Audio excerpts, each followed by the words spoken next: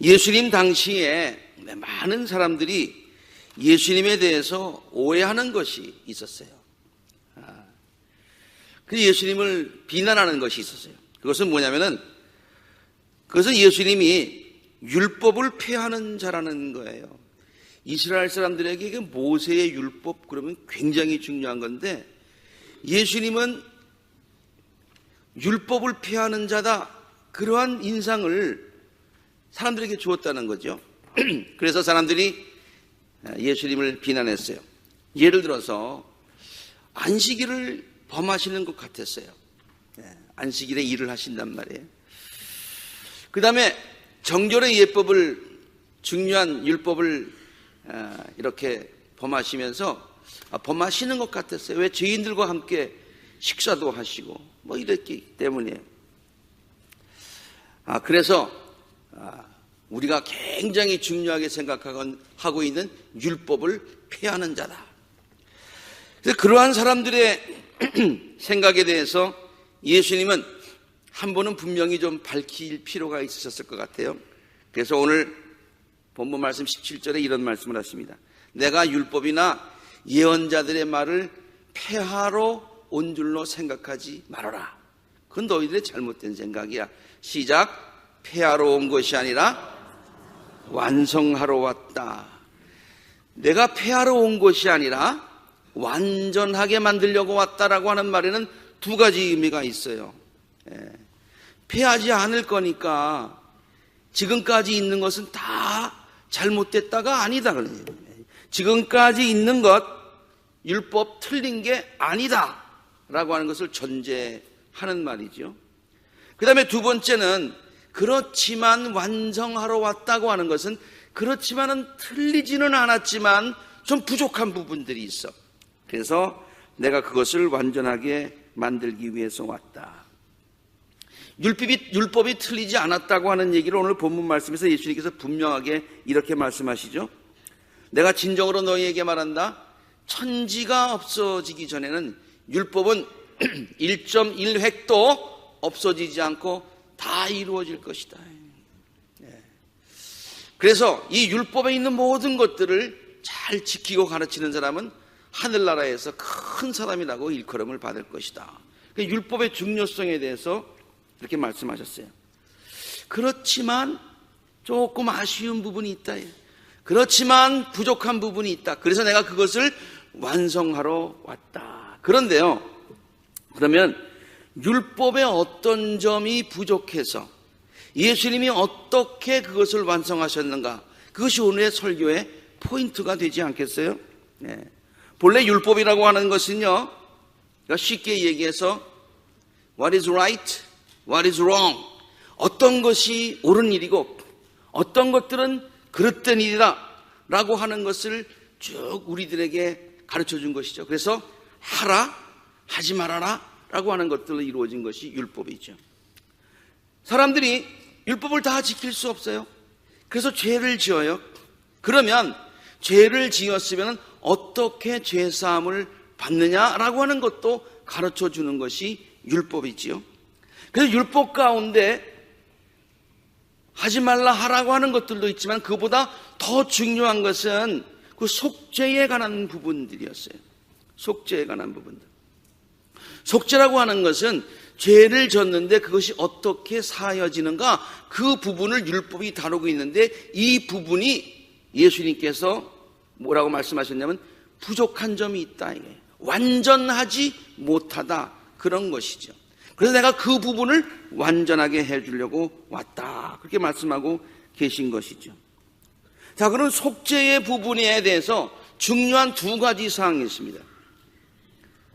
그러니까 죄를 사하는데 율법에서 얘기하고 있는 속죄에 관한 두 가지가 있어요. 하나는 뭐냐면은 그 속죄의 제사를 담당하고 있는 제사장에 관한 이야기예요. 제사장이 없으면은 속죄할 방법이 없어요. 제사장의 역할이 굉장히 중요해. 그래서 아론의 자손들의 제사장의 그 반열을 따라서 제사장들이 쭉 나오지요. 근데 그게 좀 부족하다는 거예요. 완전하지 못하다는 얘기죠.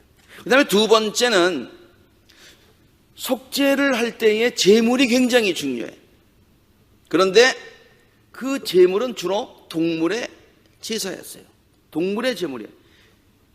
그런데 그 동물의 제물에도 온전치 못하다는 거예요.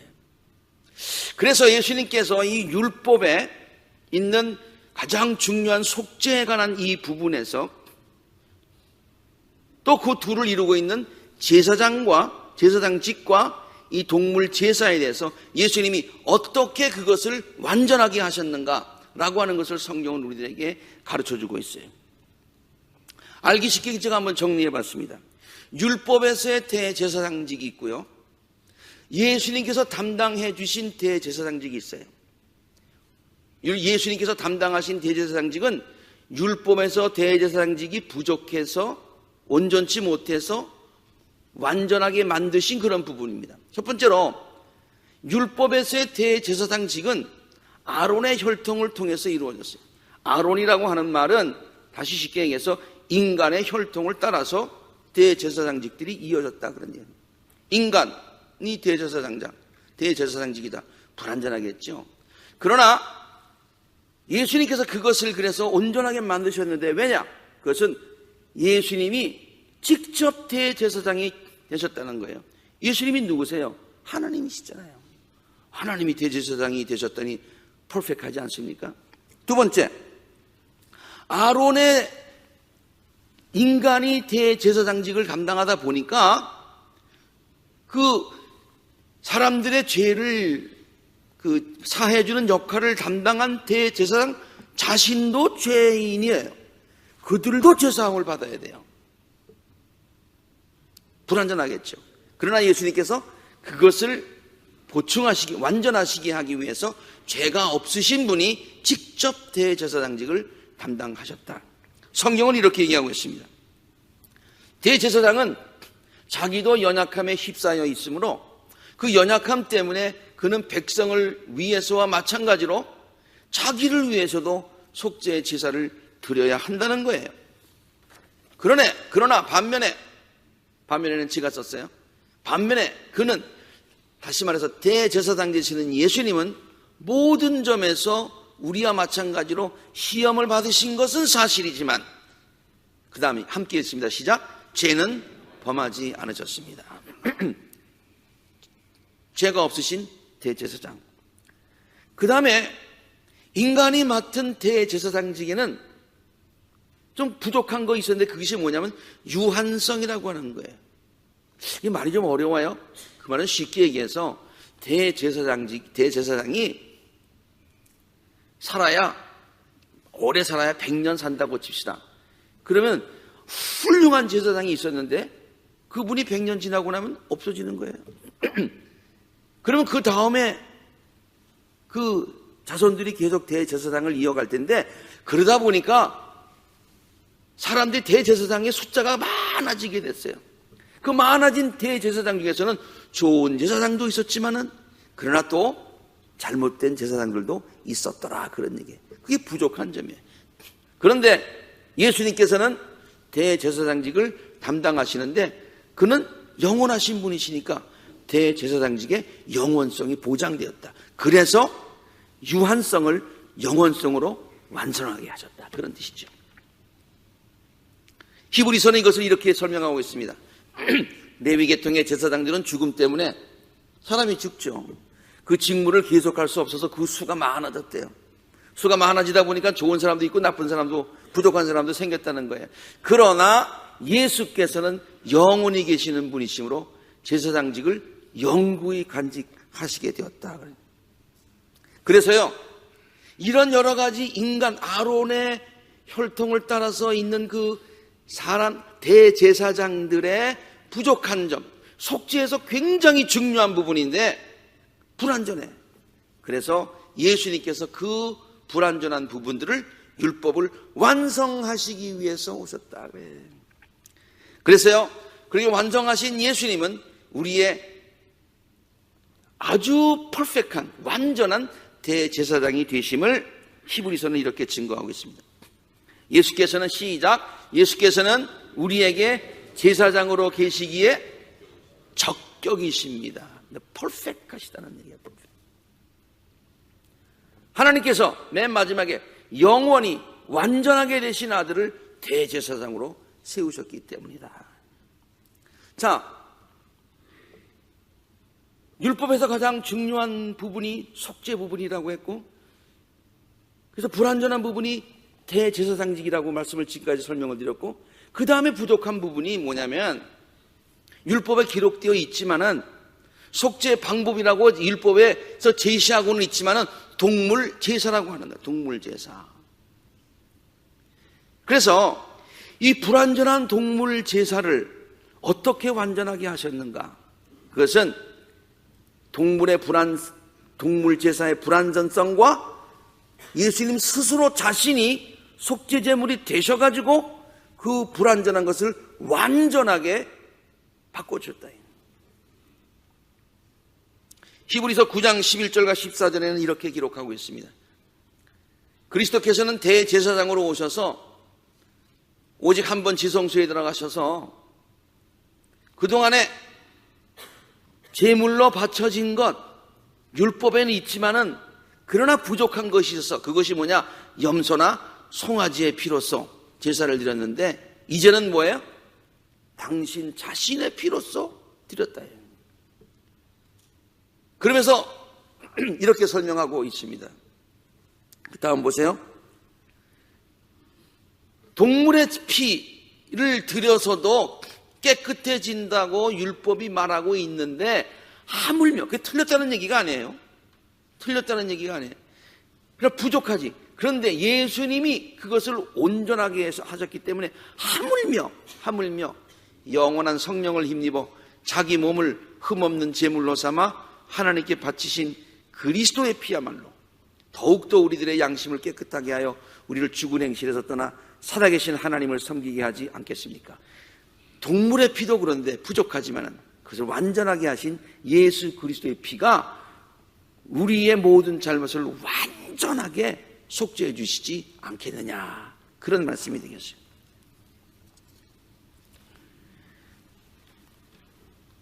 동물의 피가 완전하지 않은 설명을 했는데요. 두 번째는 뭐냐면은 이 동물의 피로 제사를 드리는 것에 부족한 점은 뭐냐면은 매번 자꾸만 드려야 된다는 거예요. 일회성이라고 하는 거예요. 일회성. 부족한 거죠.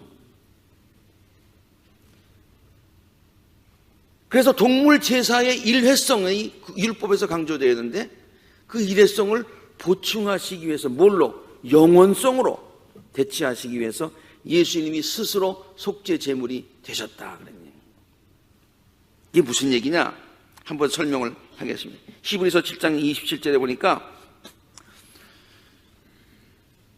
예수님은요 다른 인간 대제사장들과 다르다고 그랬어요. 다른 대제사장들은 날마다 해야 된다고 그랬어요. 날마다 먼저 자기 죄를 위해서 희생 제물을 드리고요, 먼저 자기 죄부터 하고 그 다음에 백성의 죄를 하기 위해서 희생 제물을 매번 반복해서 또다시 해야 됐다, 그런 얘기예요.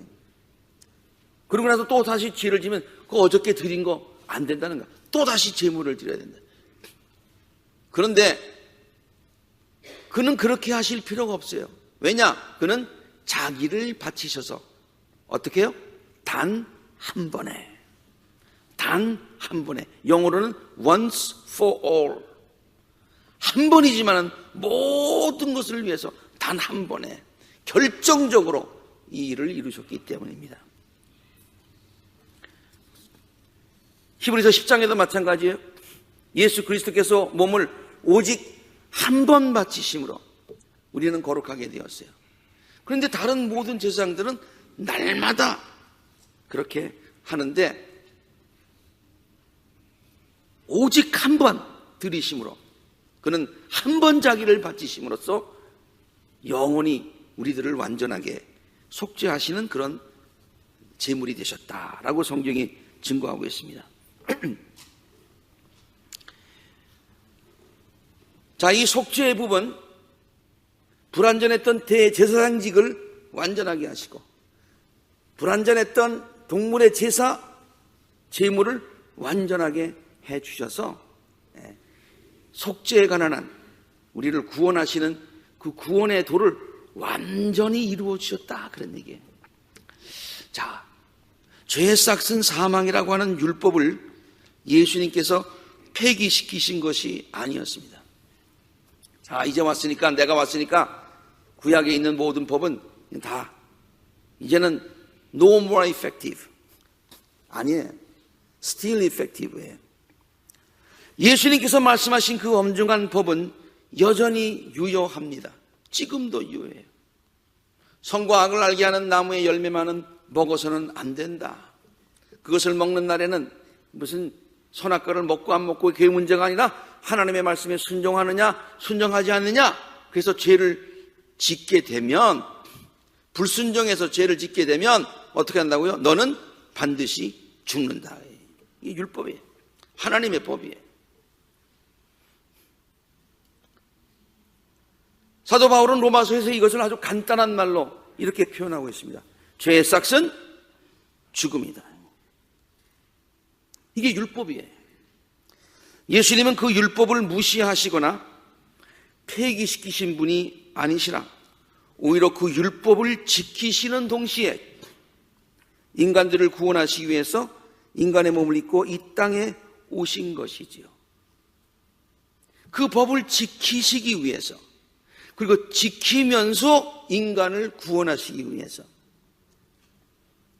인간의 몸을 입고 이 땅에 오셔서, 그리고 십자가에 달려 돌아가셔서 죄의 값을 치러 주심으로 율법도 지키시고 사랑의 법으로 많은 인간들을 구원하시게 되었다, 그런 얘기예요. 왜냐? 이것이 율법을 완성하는 유일하고 확실한 방법이기 때문이죠. 율법을 폐기하지 않고 범하지 않고 오버라이드 하지 않고 율법을 지키면서 동시에 인간들에게 사랑을 베푸는 방법이었다. 크리스마스 카드에 종종 등장하는 저 그림 말이죠. 어떻게 저런 아이디어를 냈는지 참 정말 저걸 볼 때마다 은혜가 되는데요. 예수님이 태어나신 말구유입니다. 그런데 벌써 거기에 예수님의 십자가가 드리워져 있다는 거예요. 왜? 예수님은 born to die, 돌아가시기 위해서, 죽기 위해서, 율법을 완성시키기 위해서, 율법을 지키고 동시에 인간을 구원하시기 위해서, 우리의 죄값을 치러주시기 위해서, 뭐로? 죽음으로 치러주시기 위해서 탄생하셨다, 그런 말 아닙니까? 1930년 어느 날입니다.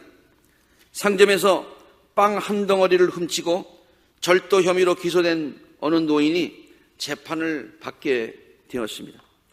판사가 그 노인에게 정중하게 묻습니다. 전에도 빵을 훔친 적이 있나요? 아닙니다. 처음 훔쳤습니다. 왜 훔쳤나요? 예, 저는 선량한 심으로 열심히 살려고 노력했습니다. 그러나 나이가 많다는 이유로 일자리를 얻을 수가 없었지요. 그래서 저는 사흘을 굶었습니다. 배는 고픈데 수중에 돈은 다 떨어지고 그러니 눈에는 보이는 게 없더군요. 그래서 배고픔을 참지 못해 저도 모르게 빵 한 덩어리를 훔치게 되었습니다. 판사는 잠시 후에 판결을 내렸습니다. 아무리 사정이 딱하다 할지라도 남의 것을 훔치는 것은 잘못입니다. 법은 만인에게 평등하고 예외는 없습니다. No exception. 그래서 법대로 당신을 판결할 수밖에 없습니다. 당신에게 10달러의 벌금형을 선고합니다. 1930년도에 10달러가 얼마나 되는가 한번 자료를 찾아봤어요. 그러니까 그때하고 지금하고 인플레이션이 1500%가 인플레이션이 돼서 한 15배 정도의 가치가 있으니까 그 당시 아마 오늘날 가치로면 150불의 벌금형을 선고한 것 같습니다. 빵 한 덩어리가 없어서 빵을 훔친 사람이 150불이 어디에 있겠어요? 못 물면 형무소로 가는 거죠. 노인의 사정이 너무 딱하고 그래서 아마 판사가 용서해 줄 거야 그렇게 생각하고 앉아 있었던 방청석에 찬물을 끼얹듯이 쫙 끼얹는 그런 선언이었습니다. 야, 인간적으로 너무하다고 그러고 그 법정이 술렁거리기를 시작했습니다. 그런데 판사는 논고를 계속합니다. 이 노인은 이곳 재판정을 나가게 되면 다시 빵을 훔치게 되어 있습니다. 이 노인이 빵을 훔친 것은 오로지 이 노인만의 책임은 아닌 것 같습니다. 이 도시에 살고 있는 우리 모두에게도 이 노인이 살기 위해 빵을 훔쳐야만 할 정도로 어려운 상황임에도 아무런 도움을 주지 않고 방치한 책임이 우리 모두에게 있기 때문입니다. 그래서 판사인 나에게도 그 방치한 죄 때문에 $10의 벌금형을 내리겠습니다. 동시에 이 법정에 앉아있는 여러 시민들도 방치한 책임이 조금씩은 다 있으니까 50센트형의 벌금형에 모두 동참해 주실 것을 선언합니다. 그렇게 얘기했어요. 50센트.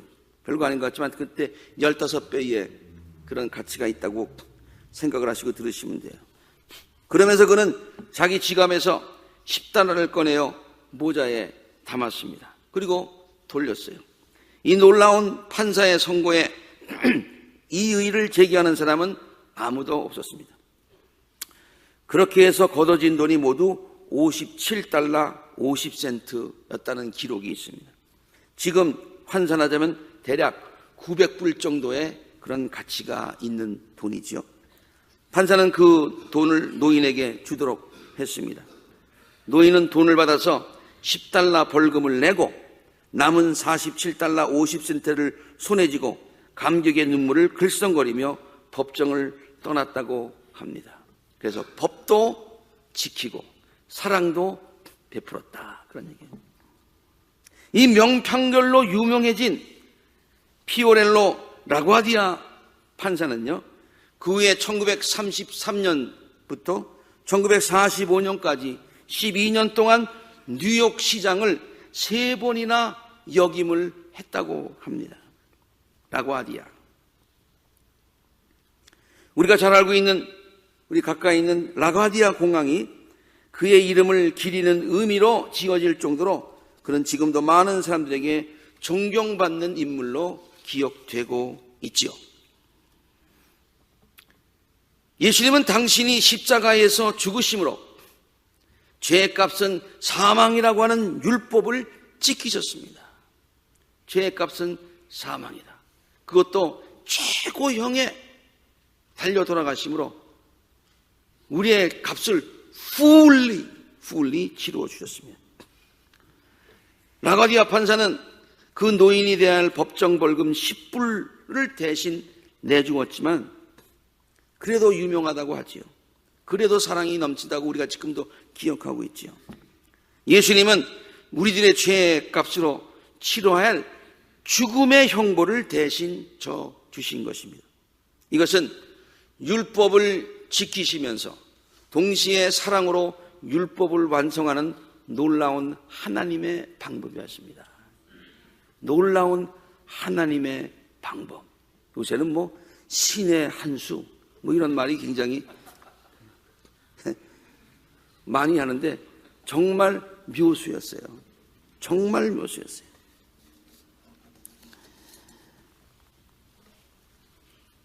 속죄에 관한 불완전한 율법을 예수께서 이렇게 완전하게 만드신 이유가 무엇일까요? 왜 그렇게 하셨을까요? 왜 그렇게 하셨을까요? 이유는 간단하고 분명합니다. 우리들을 사랑하기 때문입니다. 성경은 이 사실을 다음과 같이 증거하고 있죠. 로마서 5장 8절의 말씀입니다. 우리가 아직 죄인 되었을 때, 우린 정말 아무것도 몰랐을 때에, 율법으로는 죄를 더 깨닫고만 있었을 때에 시작, 그리스도께서 우리를 위하여 죽으심으로 하나님께서 우리에 대한 자기의 사랑을 확증하셨느니라. 요즘 화요 성경 공부에서 사용하고 있는 사랑하며 춤추라는 책에 나오는 내용이지요. 이 책에는 아주 믿음의 삶을 살았던 많은 사람들의 이야기들을 소개하고 있습니다.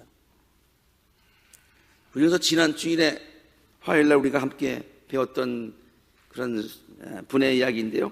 그분이 바로 장기려 박사님에 관한 이야기입니다. 그는 예수님의 삶을 깊이 묵상하면서 다음과 같은 깨달음을 얻게 되었다고 그 책이 기록하고 있어요. 즉 예수 이전의 인류는 예수님 이전에 BC에 살던 그 사람들은 하나님을 포함해서 그들이 섬기는 모든 신들을 다 포함해서 그들은 신 그러면 어떤 생각을 했었냐면은 능력의 신, 진리의 신, 정의의 신이라고 그것만 알았다는 거예요. 사랑의 신에 대해서는 알지 못했다는 거예요. 사랑의 신에 대해서는 알지 못했다는 거예요. 이것은 종교를 초월한 공통적인 현상이었었죠. 그런데 물론 구약에 나오는 하나님에게 사랑하는 사랑의 면이 전혀 없었다는 말은 아니에요. 우리가 성경을 잘 읽어보면 구약에서도 하나님은 당신의 백성들을 돌보시고 용서하시고 참으시는 사랑의 모습을 보여주시고 계시죠. 그러나 전반적인 구약의 분위기,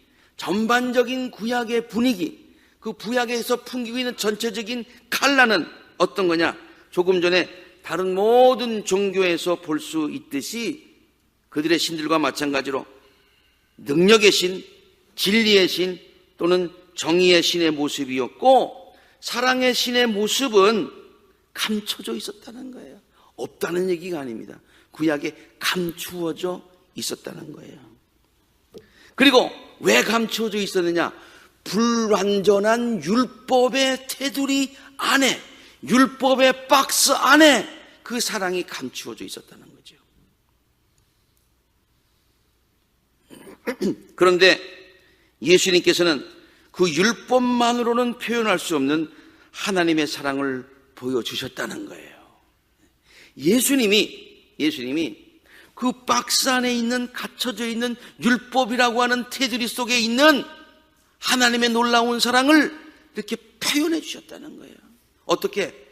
자신이 몸소 십자가에 달려 돌아가심으로써, 그 사랑을 실천하심으로써, 그 율법을 그렇게 완성하심으로써 그를 보여줬다, 그런 얘기죠. 예수님의 생애는 사랑으로 율법을 완성한 것이다, 이렇게 생각을 해봤습니다. 다시 한번 생각합니다. 예수님의 생애는 사랑으로 율법을 완성하신 것입니다. 그러기 위해서 이 세상에 오셨고요.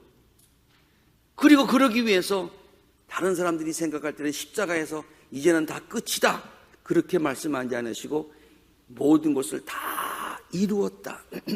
이제는 내가 율법을 완성했다, 사랑으로 율법을 완성했다라고 선포하신 것이죠. 나는 율법을 완전하게 하려고 왔다, 그런 오늘 예수님의 말씀. 그리고 그것을 십자가 위에서 다 이루시고 난 후에 다 이루었다라고 선언하신 것은 우리들에게 복음인 줄로 믿습니다. 이것이 왜 우리 인간들에게 기쁘고 복된 소식인가를 바울은 다음과 같이 그렇게 설명을 하고 있지요. 율법의 행위로는 하나님 앞에서 의롭다고 인정을 받을 사람이 아무도 없습니다. 율법은 그래서 불완전합니다. 우리를 구원하는 데는 불완전합니다. 속지 않은 데는 불완전합니다. 율법으로는 왜냐? 죄를 인식하게 될 뿐이야. 그러나 여기에 반전이 있어요. 그러나 이제는 율법과는 상관없이 하나님의 의가 나타났습니다. 누구를 통해서 나타났냐? 예수님을 통해서 나타났다는 거예요. 근데 그것은 율법과 예언자들이 이미 앞으로 예수님이 오셔서 율법을 완성하게 해주실 거야, 하나님의 의가 나타날 거야 라고 이미 예견된 것이다, 그러니. 그런데 하나님의 이 의는 예수 그리스도를 믿는 믿음을 통해서 오는 것인데, 그래서 이 모든 사람들이 이렇게 의를 이루어 주신 예수님을 믿으면 율법을 통해서 의인이 되는 것이 아니라 하나님의 의를 통해서 의인이 되는 거야.